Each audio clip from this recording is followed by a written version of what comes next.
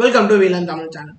நாம இப்போ என்ன பார்க்க போறோம்னு பார்த்தீங்கன்னா 10th social important 2 mark questions தான் பார்த்துட்டு இருக்கோம். ஆல்ரெடி 2 பார்ட் அப்லோட் பண்ணியாச்சு. இது உங்களோட 3rd part geography 2 mark important கொஸ்டின்ஸ்க்கான. ஆல்ரெடி நம்ம 5 மார்க் கொஸ்டின்ஸ்லாம் அப்லோட் பண்ணியிருக்கோம். இன்னும் பார்க்காதவங்க அதெல்லாம் போய் பார்த்துட்டு வாங்க. ஓகேவா? இப்போ ஃபர்ஸ்ட் கொஸ்டின் என்னன்னு பார்க்கலாமா? What are the major physiographic divisions of India? அதாவது இந்தியாவோட பிசியோகிராஃபிக் டிவிஷன்ஸ் என்னென்னு கேட்குறாங்க. பிசியோகிராஃபிக் டிவிஷன்ஸ்னா என்ன? இந்தியாவில் எந்த மாதிரி நிலம் இருக்குது, அதாவது எந்தெந்த மாதிரி மவுண்டெயின்ஸ் இருக்குது, எந்த இடத்துல மவுண்டெயின்ஸ் இருக்குது, எந்த இடத்துல சாயிலாக இருக்குது, அந்த மாதிரி விஷயங்கள் தான் major physiographic divisions of India. இதில் மொத்தம் என்ன சொல்கிறாங்க பார்த்தீங்கன்னா 4 இருக்குன்றாங்க. 4 என்னென்னு பார்த்தீங்கன்னா ஃபர்ஸ்ட் ஒன் வந்து நார்தர்ன் மவுண்டெயின்ஸ். இதுதான் நார்தர்ன் மவுண்டெயின்ஸ். ரெண்டாவது என்னன்னு பார்த்தீங்கன்னா இதுலயே நார்தர்ன் பிளெயின்ஸும் இருக்கு. அதாவது அந்த ரெண்டாவது வயலட் கலர்ல கொடுத்துருக்காங்களா, அதுதான் நார்தர்ன் பிளெயின்ஸும் இருக்கு. அதுதான் நம்ம மவுண்டெயின்ஸ் பிளாட்டியூஸ்ன்னு கொடுத்துருக்கோம், பிளெயின்ஸ்ன்னு கொடுத்துருக்கோம். நீங்க இதை வந்து ரெண்டா எடுத்துக்கலாம். ஓகேவா? நார்தர்ன் மவுண்டெயின்ஸ், ரெண்டாவது நார்தர்ன் பிளெயின்ஸ்னு எடுத்துக்கலாம். தேர்டு அதாவது பெனின்சுலார் பிளாட்டியூ. பெனின்சுலார் பிளாட்டியூ எங்க இருக்குன்னு பாத்தீங்கன்னா இந்த 4th ப்ளூ கலர் ஃபுல்லா பெனின்சுலார் பிளாட்டியூ தான். 5th என்னன்னு இருக்கு? 4th என்ன இருக்கு? Coastal planes. கோஸ்டல் பிளெயின்ஸ்னா இந்த கடல் ஒட்டிய பகுதி. இது ஃபுல்லா கோஸ்டல் பிளெயின்ஸ் தான். ஓகேவா? அதுக்கப்புறமா என்னன்னு பாத்தீங்கன்னா ஐலாண்ட்ஸ். ஐலாண்ட்ஸ்னா என்ன? Andaman and Nicobar island, Lakshadweep islands. இதெல்லாம் தான் நம்மளோட ஐலாண்ட்ஸ். ஸோ மொத்தம் நம்மளுக்கு எத்தனை இருக்கு? 5 இருக்கு. ஆனா டயக்ராம்ல 6 கொடுத்துருக்காங்க. நம்ம 5 எழுதுனா போதும். 5ல என்னென்ன? First northern plains, sorry northern mountains first, ரெண்டாவது northern plains, third peninsula plateau, 4th coastal plains, 5th island. So 5 விஷயம் தான். என்னென்ன? ஃபர்ஸ்ட் எடுத்தோடனே நார்தர்ன் மவுண்டெயின்ஸ், அடுத்து நார்தர்ன் பிளெயின்ஸ், 2 நார்தர்ன்லேயே முடிஞ்சிச்சு. மூணாவது பெனின்சுலார் பிளாட்டியூ, நாலாவது கோஸ்டல் பிளெயின்ஸ், அஞ்சாவது Andaman Nicobar island and then Lakshadweep islands. நீங்க இதை வெறும் ஐலாண்ட்னு போட்டா போதும். ஓகேவா? சிம்பிளான 2 மார்க் கொஸ்டின், சிம்பிளா படிங்க, அவ்வளவுதான். அடுத்து 22nd question. Write a short note on Deccan plateau. Deccan plateau என்றால் என்ன அப்படின்னு கேட்கறாங்க. டெக்கான் பிளாட்டியூ எங்க இருக்குன்னு பாத்தீங்கன்னா இந்த கிராஃப்ல, இந்த மேப்ல உங்களுக்கு ஆரஞ்சு கலர்ல கொடுத்துருக்காங்கல்ல, அதுதான் டெக்கான் பிளாட்டியூ. டெக்கான் பிளாட்டியூவை பத்தி என்ன சொல்லியிருக்காங்க? ரஃப்லி ட்ரையாங்குலர் ஷேப். இது என்ன ஷேப்ல இருக்குன்னு பாத்தீங்கன்னா ட்ரையாங்கிள் ஷேப்ல இருக்குன்றாங்க. ரஃப்லினா ஒரு குறிப்பிட்ட மாதிரி ட்ரையாங்குலர் ஷேப் இருக்கு. இது ட்ரையாங்குலான்னு நீங்க வந்து அளவு எடுத்துலாம் கேட்கக்கூடாது, என்ன நான் வளைஞ்சிருக்கேன் அப்படின்ட்டு. இது வந்து உங்களுக்கு ஒரு ரஃபா ஒரு ஐடியாவில் இது வந்து ட்ரையாங்குலர் ஷேப்ல இருக்கு. அடுத்து area of this plateau is about 7 lakh square kilometre. மொத்தம் எவ்வளவு கிலோமீட்டர்னு பாத்தீங்கன்னா 7 லட்சம் சதுர கிலோமீட்டர்னு சொல்றாங்க. 7 lakh ஸ்கொயர் கிலோமீட்டர். அப்போ ஃபர்ஸ்ட் ரஃப்லி triangular square shape and then area of this plateau is 7 lakh square கிலோமீட்டர்னு சொல்லி கொடுத்துருக்காங்க. ஓகேவா? புரிஞ்சுதா? இப்போ அடுத்த கொஸ்டின் பார்க்கலாமா? What is meant by normal lapse rate? What is meant by normal lapse rate? When the altitude increases, the temperature decreases. For every 1000 meter, 6.5 degrees Celsius temperature decreases. அதாவது வந்து நார்மல் லேப்ஸ் ரேட்னா என்ன கேட்குறாங்கன்னா எவ்வளோ temperature வந்து increase ஆகும் degrees ஆகும்னு கேட்குறாங்க. அதாவது எவ்வளோ ஆல்டிடியூட் இன்க்ரீஸ் ஆகும்போது டெம்பரேச்சர் டிக்ரீஸ் ஆகும்னா, நம்ம இப்போ வந்து பார்த்தீங்கன்னா இங்கே தரையில் இருக்கும். இப்போ ஃப்ளைட்டு ஒரு ஹைட்ல இங்கே மேலே பறக்கும், அதுக்கு மேலேயும் பறக்கும். ஸோ அப்படி பறந்துட்டு மேலே போயிட்டே இருக்கும் போது எவ்வளோ டெம்பரேச்சர் வந்து டிக்ரீஸ் ஆகும்னு கேட்குறாங்க. ஸோ அதுக்காக தான் கேட்குறது. என்ன பார்த்தீங்கன்னா அதாவது ஒரு கிலோமீட்டருக்கும் 1000 மீட்டர்னா எவ்வளோ? 1000 மீட்டர் ஈக்குவல் டு 1 கிலோமீட்டர். ஓகேவா? மேக்ஸ் படிச்சிருக்க எல்லாருக்கும் தெரியும் 1000 மீட்டர் ஈக்குவல் டு 1 கிலோமீட்டர். உங்க எல்லாருக்குமே இது தெரியும்னு நினைக்கிறேன். தெரியாதவங்க தெரிஞ்சுக்கோ. இனிமே தெரியாத கத்துக்கிறதுக்கு கஷ்டப்படவே கூடாது. யாராவது சொல்லி கொடுக்குறாங்கன்னா தெரிஞ்சுக்கோங்க. அது ரொம்ப நல்ல விஷயம். உங்களுக்கு தெரிஞ்சதே இன்னொருத்தவங்க சொல்லித்தாங்க. எதுக்குமே யோசிக்காதீங்க. ஓகேவா? ஒரு கிலோமீட்டர் மேல போகும்போதும் நம்மளுக்கு எவ்வளவு டிகிரி செல்சியஸ் குறையுதுன்னு பாத்தீங்கன்னா 6.5 டிகிரி செல்சியஸ் குறையுதுன்றாங்க. ஓகேவா? when the altitude increases, altitude increase ஆகிட்டே போச்சுன்னா டெம்பரேச்சர் டிக்ரீஸ் ஆகிட்டே வரும். ஓகேவா, அவ்வளோதான் விஷயமே. ஆல்டிடியூட் இன்க்ரீஸ் ஆகுது, டெம்பரேச்சர் டிக்ரீஸ் ஆகுது, சிம்பிளாக முடிஞ்சிடுச்சு. ஓகேவா. What are jet streams? Jet ஸ்ட்ரீம்னா என்ன? The fast moving winds blowing in a narrow zone in the upper atmosphere. The onset of southwest monsoon is driven by westerly jet. அதாவது கடலுக்கு மேல ஃபாஸ்டா மூவ் ஆகிற காத்து. ஓகேவா. The fast moving winds blowing in a narrow zone in the upper atmosphere. அதாவது கடலுக்கு மேல அப்பர் அட்மாஸ்பியர்ல ஃபாஸ்டா மூவ் ஆகிற நேரோவா மூவ் ஆகிற காத்து தான் வந்து ஜெட் ஸ்ட்ரீம்ஸ். இந்த onset of south west monsoon, நம்ம இந்தியாவோட சவுத் வெஸ்ட் மான்சூன் எதனால வருதுன்னு பார்த்தீங்கன்னா இந்த வெஸ்டர்லி ஜெட்டு மூலமாக தான் வருது. இந்த கடலுக்கு மேலே வீசிட்டு வரல காற்று, அந்த காற்று தான் நம்மளுக்கு தண்ணியை எடுத்துட்டு வந்து நம்மளுக்கு மழையாக பெய்யுது. ஸோ நம்மளுக்கு வர்றது வந்து இந்த வெஸ்டர்லி ஜெட் தான். தண்ணி மழை பெய்யறதுக்கு காரணம் என்ன? இந்த ஜெட் ஸ்ட்ரீம்ஸ் தான். இது எப்படி வருது? The fast moving wind blowing in a narrow zone in the upper atmosphere. இதனால தான் நம்மளுக்கு மழை பெய்யுது. ஓகேவா, புரிஞ்சுதா? சிம்பிளா புரிஞ்சுக்கோங்க. Fast moving wind blowing in a narrow zone in the upper atmosphere. அவ்வளோதான் ஃபர்ஸ்ட் பாயிண்ட் முடிஞ்சிச்சு. The onset of south west monsoon is driven by westerly jet. அவ்வளோதான், செகண்ட் பாயிண்ட் முடிஞ்சிச்சு. டிசாஸ்டர் ரிஸ்க் ரிடக்ஷன் அப்படின்னா என்ன? டிசாஸ்டர் ரிஸ்க் ரிடக்ஷன்னா இப்போ ஒரு நிலநடுக்கமோ இல்லை ஒரு சுனாமியோ இல்லை புயலோ வருதுன்னா அதுக்கு நம்ம முன்னெச்சரிக்கையா பிரச்சனைகளை தடுக்கிறதுக்கு என்ன பண்ணணும், அதுதான் ரிஸ்க் ரிடக்ஷன். அதுக்கு என்ன பண்றோம்னு பார்த்தீங்கன்னா concept and practice of reducing disaster risk.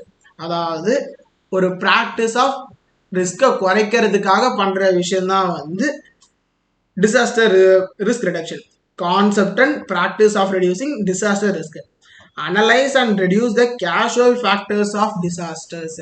அதாவது யூஸ்வலாக நடக்கக்கூடிய விஷயம். இப்போ வந்து ஒரு பேச்சுக்கு மழை வந்தாலே உங்களுக்கு வந்து பெருசாக வீட்டை விட்டு நம்ம வெளியில் போக முடியாது. ஓகேவா.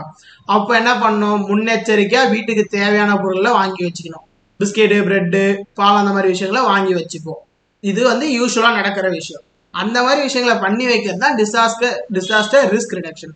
இப்போ கொட்டுற மழையில உங்க வீட்டில் நீங்க எதுவுமே வாங்கி வைக்காம விட்டீங்கன்னா அவ்வளோ தண்ணியில் எங்கேயாவது மழை பெஞ்சு தண்ணி தங்கிட்டு இருக்குமோ நீங்கள் வெளியில போற மாதிரி இருக்கும், இல்லை கொட்டுற மழையில நீங்கள் வெளில போற மாதிரி இருக்கும். அது உங்களுக்கு ரிஸ்க் தானே. அந்த ரிஸ்க்கை குறைக்கிறதுக்காக என்ன பண்றீங்க? முன்னெச்சரிக்கை எல்லாத்தையும் வாங்கி வச்சுக்கிறீங்க.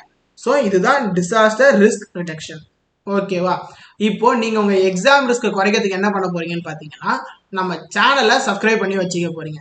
நம்ம சேனல் நீங்கள் சப்ஸ்கிரைப் பண்ணி வச்சுக்கிறது மூலமா உங்களோட எக்ஸாமுக்காக நம்ம எப்படி படித்தா புரியலன்னு இருப்பீங்கல்ல, அதுக்காக தான் நாங்கள் சேனல் நடத்திட்டு இருக்கோம். உங்களுக்கு புரியாத விஷயங்களை புரிய வைக்க போகிறோம் வீடியோஸில்.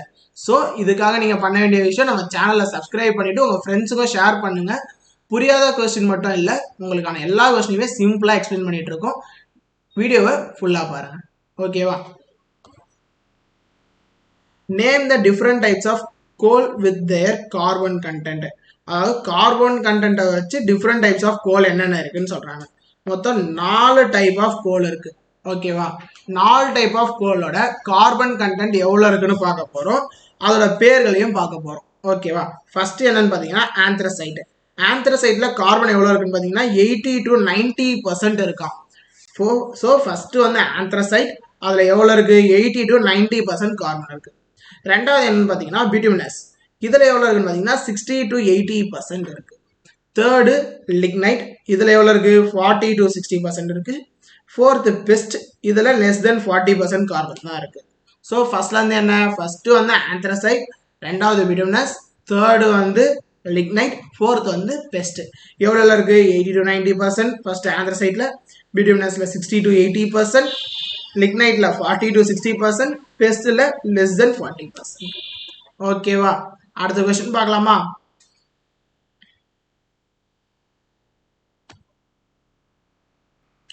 State the uses of magnesium. அதாவது மேங்கனீஸோட யூசஸ் என்னன்னு கேட்குறாங்க. ஓகேவா. நம்ம சேனலோட யூஸ் என்ன? உங்களுக்கு ஈஸியாக எக்ஸாமில் நீங்கள் மார்க் எடுக்கிறதுக்காக வீடியோஸ் பார்த்து இம்பார்ட்டன்ட் கொஸ்டின்ஸ் தந்து உங்களுக்கு லைவ் கண்டெக்ட் பண்ணி நீங்கள் எக்ஸாமில் மார்க் எடுக்க வைக்கிறது தான் எங்களோட வேலை. ஓகேவா?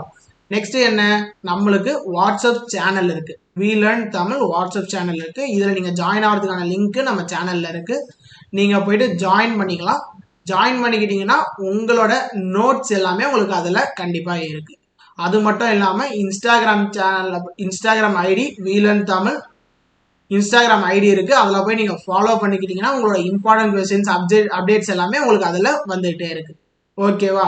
இது எல்லாத்தையுமே நீங்கள் பண்ணிட்டீங்கன்னு நினைக்கிறேன். உங்கள் ஃப்ரெண்ட்ஸுக்கும் இதை ஷேர் பண்ணுங்க. அவங்களும் பண்ணிட்டு இதனால கிடைக்கிற நல்லதான் அவங்களும் பலனடைஞ்சுக்கிட்டோம். ஓகேவா? நெக்ஸ்ட் பார்க்கலாமா? State the use of magnesium for making iron and steel. அயனையும் ஸ்டீலையும் ரெடி பண்ணுறதுக்கு எது ஹெல்ப் பண்ணுது? மெக்னீசியம் ஹெல்ப் பண்ணுது. So state the use of மெக்னீசியம்ல for making iron and steel. Basic raw material for alloying. அலாயிங்னா என்ன பார்த்தீங்கன்னா வந்து இங்கே வந்து ஒய் வரும். அலாயிங்னா என்னன்னு பார்த்தீங்கன்னா வந்து இந்த 2-3 மெட்டலை சேர்ப்பாங்கல்ல, அதுக்காக யூஸ் ஆகுது. பேசிக் ரா மெட்டீரியல் அதில் சேர்க்கறதுக்காக முக்கியமாக ஹெல்ப் பண்ணுற விஷயம் என்னன்னு பார்த்தீங்கன்னா இந்த magnesium. Use in manufacturing of bleaching powder, insecticides, paints, batteries. அதாவது எதுலலாம் முக்கியமாக யூஸ் பண்ணுறாங்க? ப்ளீச்சிங் பவுடர் ரெடி பண்ணுறதுல, இன்செக்டிசைட்ஸ்னா இந்த பூச்சிக்கொல்லின்னுவாங்கல்ல அது ரெடி பண்ணுறதுல, அப்புறம் பெயிண்ட்டு, பேட்டரிஸ், இந்த மாதிரி விஷயங்கள்லையும் மெக்னீசியமாக முக்கியமாக யூஸ் பண்ணுறாங்கன்னு சொல்லி சொல்கிறாங்க. First iron and steel ready பண்ணுறதுல, அடுத்து ரா மெட்டீரியல் ஃபார் அலாயிங்காக, use in manufacturing of bleaching powder, insecticides, plains and batteries. ஓகேவா? நெக்ஸ்ட் கொஸ்டின் பார்க்கலாமா? State any 2 characteristics of black cotton soil. அதாவது பிளாக் காட்டன் சாயிலோட 2 கேரக்டர் கேட்டிருக்காங்க. ஓகே, நம்ம வந்து 3 கேரக்டராகவே கொடுத்துருக்கோம். 3 படிச்சுட்டு போங்க. 2 ஞாபகம் தான் எழுதுங்க. 3மே ஞாபகம் தான், 3மே எழுதிட்டு வாங்க. எக்ஸ்ட்ரா ஒரு பாயிண்ட் எழுதுறது தப்பு இல்லை. ஓகேவா?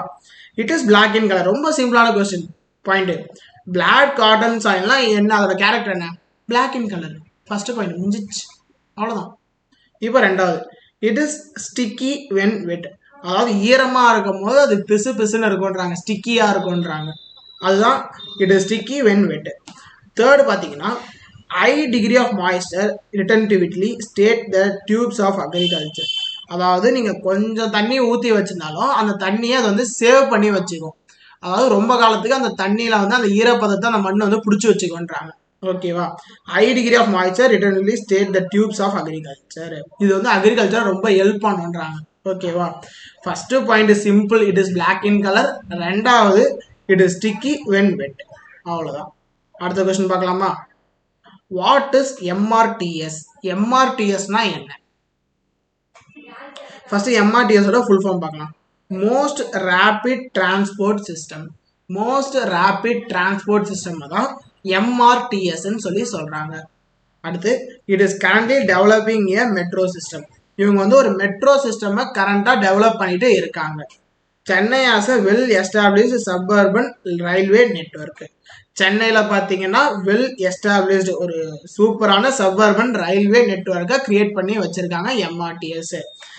இந்த எம்ஆர்டிஎஸ் ரயில்வே நெட்வொர்க் எங்கே இருக்குன்னு பார்த்தீங்கன்னா சென்னையில் வேளச்சேரி டு பீச் ஸ்டேஷனுக்காக ஒரு ரூட் இருக்குது. அதாவது சேப்பாக் வழியாக போகும் ட்ரெயின். பீச்சுக்கெலாம் போகணும்னா இந்த நிறைய பேர் பீச் போகணும், மெரினா பீச் போகணும்னா இந்த ட்ரெயினை யூஸ் பண்ணியிருப்பீங்க. அந்த ரூட் பேர் தான் வந்து எம்ஆர்டிஎஸ் ரயில்வே ரூட். ஓகேவா? அந்த ரூட் தான் எம்ஆர்டிஎஸ் ட்ரெயின்ஸ்ன்னு சொல்லுவாங்க. Most rapid transport system. அவ்வளோதான். இது எங்கே வந்து இருக்குது? இப்போ வந்து என்ன பண்ணுறாங்க, அவங்க ஒரு மெட்ரோ சிஸ்டமை கிரியேட் பண்ணிட்டு இருக்காங்க. சென்னையில் இவங்க ஒரு வெல் எஸ்டாப்ளிஷ்டாக இருக்காங்க ரயில்வே நெட்வொர்க்கில். ஓகேவா? அடுத்த கொஸ்டின் பார்க்கலாமா? Name the important oil producing regions in India. இந்தியாவோட முக்கியமான ஆயில் ப்ரொடியூசிங் ரீஜியன்ஸ் என்னென்னு பார்த்தீங்கன்னா Mumbai high, Gujarat coast, Digboi and Brahmaputra valley. மொத்தம் 4. யார் யார்? மும்பை ஹை வந்து உங்களுக்கு வந்து மேப்பில் ஒரு இம்பார்ட்டன்ட் கொஸ்டின் வந்து மும்பை ஹை. இது வந்து எங்கே இருக்குன்னு பார்த்தீங்கன்னா மும்பை சைடில் ஜஸ்ட் ஒரு பாயிண்ட், கொஞ்சம் தள்ளி ஒரு பாயிண்ட் வச்சிங்கன்னா அதான் Mumbai high. Mumbai high, Gujarat coast, Digboi and then Brahmaputra valley. இந்த 4 இடத்துல தான் வந்து ஆயில் வந்து ப்ரொடியூஸ் ஆகுது இந்தியாவில். ஓகேவா? ஸோ இந்த மாதிரி கொஸ்டின் நிறைய பார்க்கறதுக்கு நீங்கள் பண்ண வேண்டிய விஷயம், நம்ம சேனலை ஃபாலோ பண்ணிக்கோங்க. ஃபாலோ பண்ணிவிட்டு உங்கள் ஃப்ரெண்ட்ஸுக்கும் ஷேர் பண்ணுங்கள். கமெண்ட் செக்ஷனில் நீங்கள் எவ்வளோ படிச்சிருக்கீங்க, இன்னும் என்னென்ன படிக்கணுன்றதை கமெண்ட் பண்ணுங்கள். எவ்வளோ பேர் இன்னும் எவ்வளோ படிக்க வேண்டியது இருக்கிறத பார்க்கலாம்.